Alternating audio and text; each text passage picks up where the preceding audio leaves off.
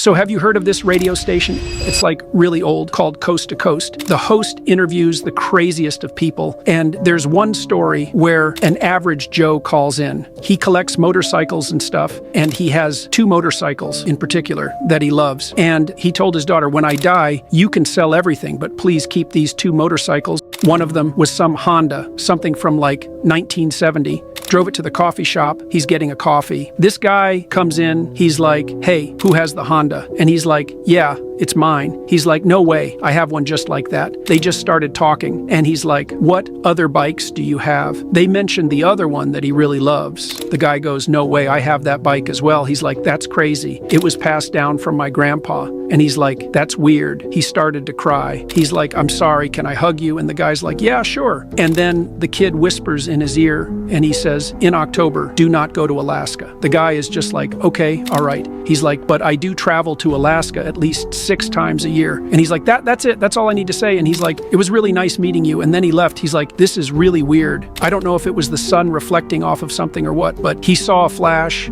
and he couldn't find the kid. And so he's like kind of convinced that it was his grandson. Just time traveling. That can't be a coincidence. It sounds too real to just be a coincidence.